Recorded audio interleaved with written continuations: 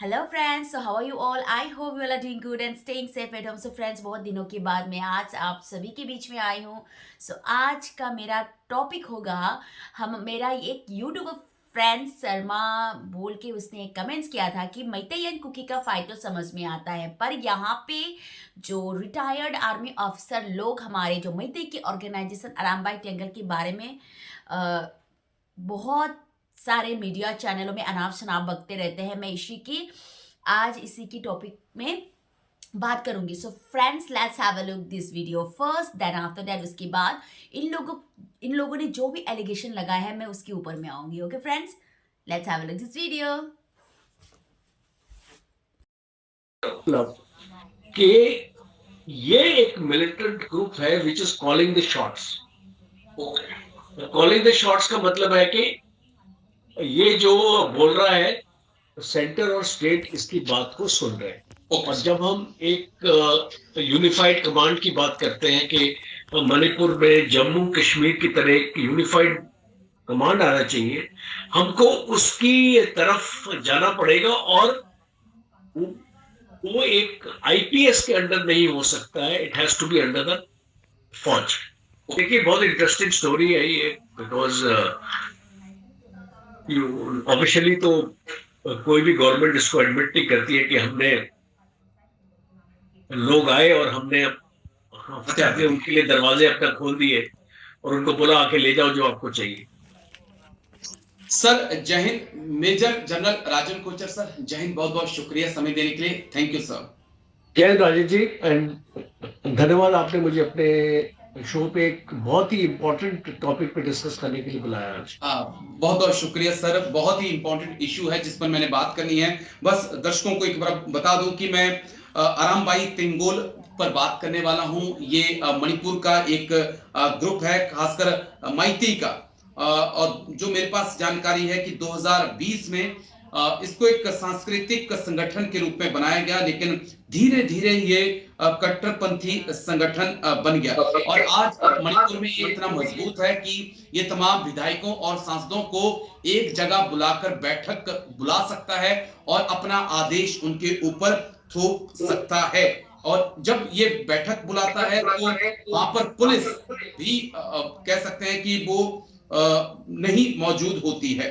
और कई हमलों के पीछे जिम्मेदार है, जिसमें असम राइफल के ऊपर भी हमले शामिल हैं।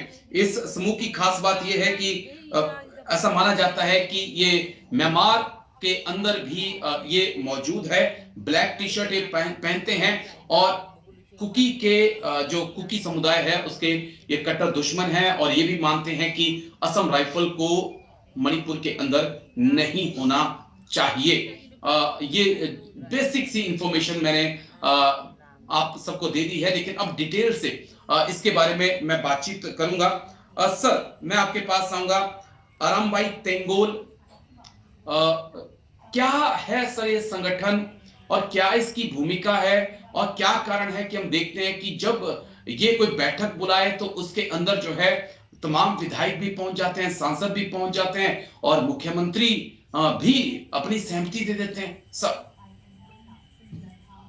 राजेश जी, बहुत इंपॉर्टेंट आपने मुद्दा रेस किया है। देखिए, मणिपुर की डायनेमिक्स समझने के लिए आपको गहराई में जाना पड़ेगा, क्योंकि इतना आसान नहीं है ये जो अभी जो हालात मणिपुर में बन रहे हैं जी इसको समझना, क्योंकि हम एक मिलिटेंट ग्रुप पे फोकस नहीं कर सकते। Okay sir. आपने अरम्बाई तेंगोल की बात करी, हाँ ये मैती का ग्रुप है। और पहले ये कल्चरल 2020 में कल्चरल ग्रुप के एक शेप पे आया था, आज एक जी रेडिकल और मिलिटेंट ग्रुप है। और साथ साथ अगर आप देखें तो कुकी के भी मिलिटेंट ग्रुप्स हैं यहाँ पे, जी जैसे कि कुकी नेशनल आर्मी हो गया, जी जी और कुकी नेशनल फ्रंट हो गया, और जोमी रेवोल्यूशनरी फ्रंट हो गया। तो इस तरीके के कुकी के भी ग्रुप हमको दिखाई देते हैं। बिल्कुल तो सर। एक साफ एक आपको पैटर्न आपको नजर आ रहा है कि एक मिलिटेंट ग्रुप दूसरे मिलिटेंट ग्रुप को काउंटर करने के लिए बनाया। ओके। और जो एक कल्चरल ऑर्गेनाइजेशन बनी थी, अब देखिए इनको एडवांटेज क्या है, आपने सही जिक्र किया कि ये पॉलिटिकल पेट्रोनेज इनको मिल रही है।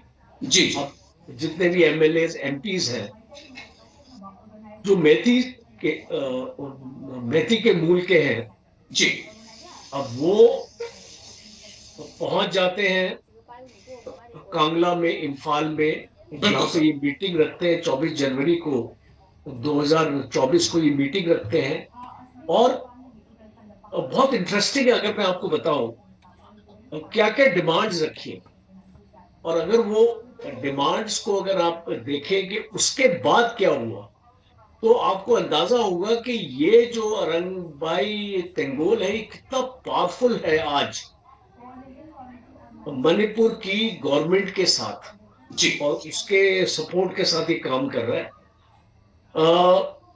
ये नागास के साथ भी लड़ाई करता है, मींस ओके। इसकी दुश्मनी मैतीस के साथ ही नहीं है, कुकीज के साथ ही ओके नहीं सर। है, जी इसकी नागास के साथ भी। और आपको याद होगा कि एक जून 2023 में जब होम मिनिस्टर अमित शाह के आने से पहले ये एक गन फाइट असम राइफल्स के साथ भी कर चुका। बिल्कुल सर। तो इसकी मांगे क्या है, वो बहुत इंटरेस्टिंग है। कुकीज को शेड्यूल ट्राइब के स्टेटस से वंचित करो। बिल्कुल सर।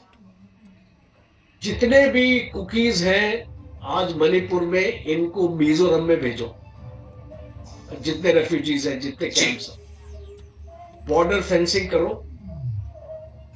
असम राइफल्स को सीएपीएफ से रिप्लेस करो, और जो एक स्पेशल ऑपरेशन एग्रीमेंट है जो सेंट्रल गवर्नमेंट ने कुकीज के साथ रखा है कि अभी कुकीज के जितने भी मिलिटेंट ग्रुप्स हैं वो हथियार नहीं उठाएंगे, जी इस एग्रीमेंट को रद्द करो। तो हम जब जायजा लेते हैं इनकी डिमांड का, और हम इसको रिलेट करते हैं, आपको याद होगा आपके प्रोग्राम में डिस्कस हुआ था कि कुछ असम राइफल्स बटालियन को असम ये मणिपुर से मूव करके जम्मू एंड कश्मीर में भेजा गया, बिल्कुल सर। बिल्कुल। और ये इसी के बाद भेजा गया था। ओके। अब आप इसकी टाइमिंग देखो कि ये जो अरंबाई ये तेंगोल है, जब ये डिमांड रखता है उसके बाद सेंट्रल गवर्नमेंट एक्शन लेती है असम राइफल्स को, मूव। कुछ बटालियंस को मणिपुर से निकालने के लिए। और स्पेशल ऑपरेशन एग्रीमेंट की भी बात हो रही है कि इसको रिवोक कब तक किया जाए। ये इसको रिन्यू नहीं कर रही है अभी। अभी ये हर एक साल में ये रिन्यू होता है। जी तो मुझे फिलहाल इसको न्यूज में मैंने नहीं पढ़ा कि अगर इसको रिन्यू इन लोगों ने किया है या नहीं किया है।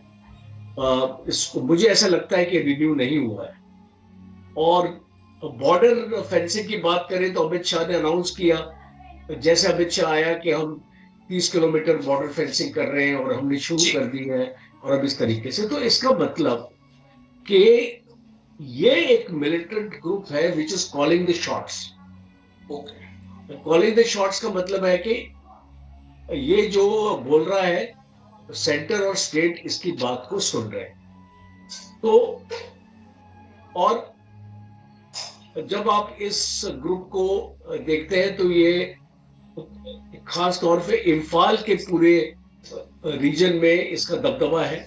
जी और अगर आप कुकीज को देखें तो चूरा चांदपुर, कांगपोकी, है ना, इस एरिया में कुकीज है। और नागास को देखें तो सेनापति और उखरूल का जो एरिया है वो वहां पे प्रीडोमिनेंट है।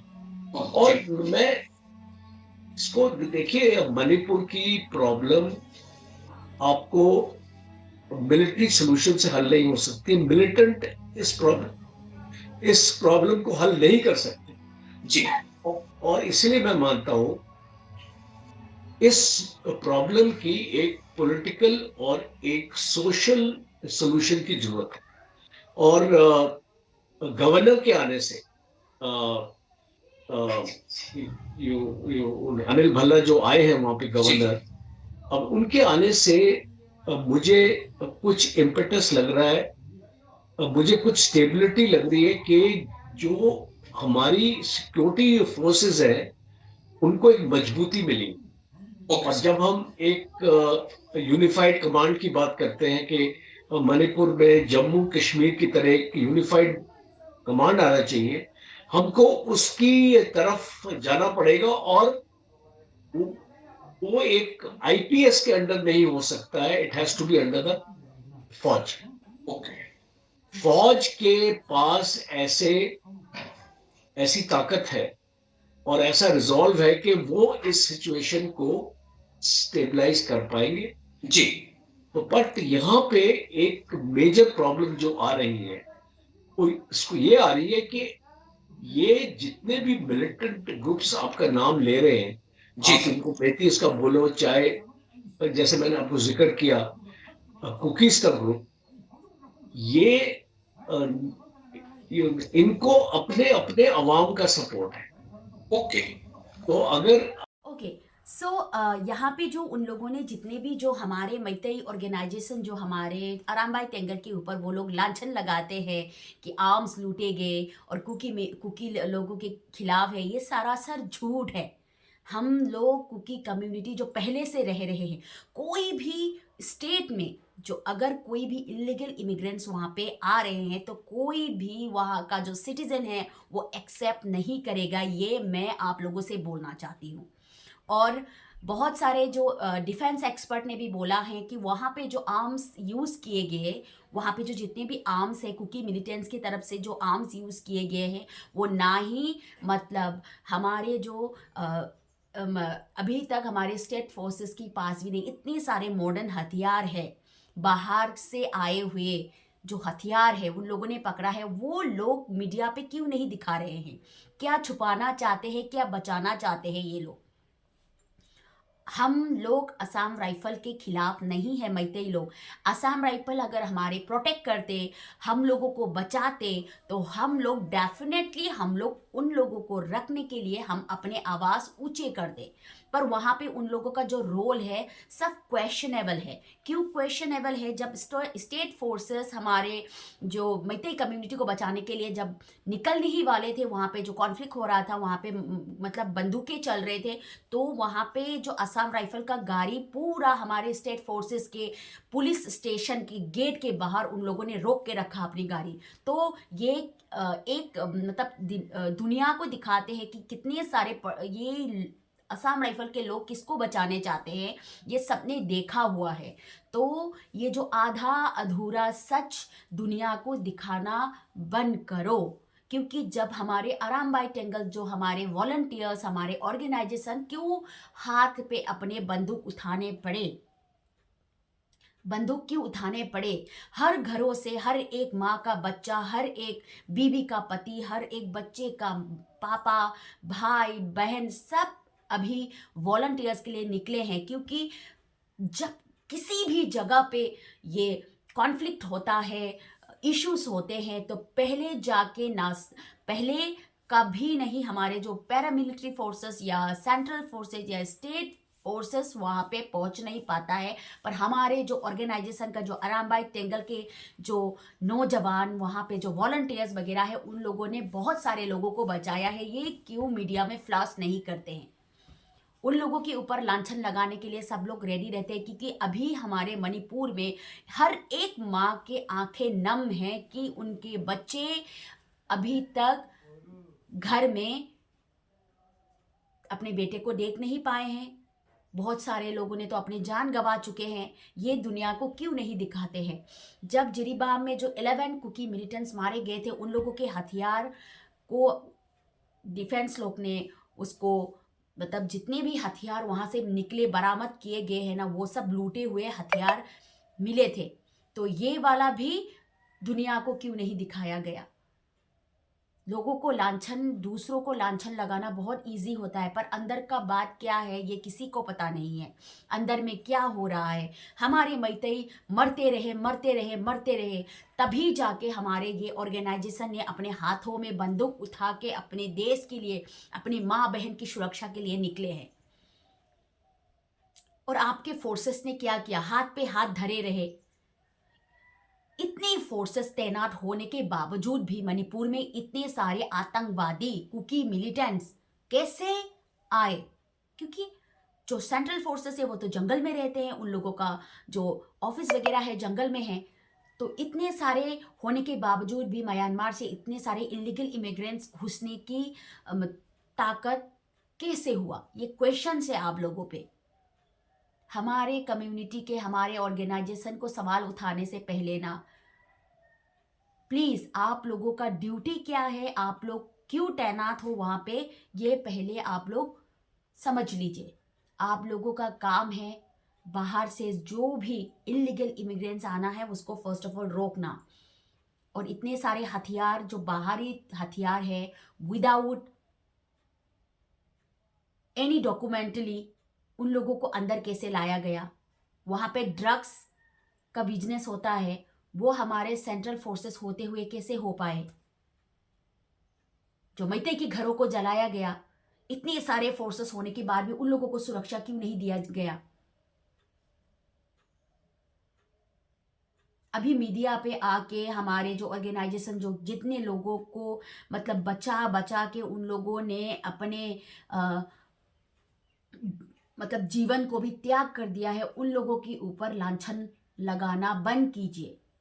अपना ड्यूटी, आप लोगों का जितने भी फोर्सेस है ना, उन लोगों को मोटा रकम दिया जाता है देश की सेवा करने के लिए, और लोग वो सेवा कर रहे हैं। मणिपुर का वो लोग अच्छे से सेवा कर रहे हैं। अगर वो लोग सेवा करते तो इलीगल इमिग्रेंट्स और जो ड्रग्स का जो बिजनेस हो रहा है वहां पे, हथियार का जो ये बिजनेस हो रहा है, आप लोग रोक पाए उसको?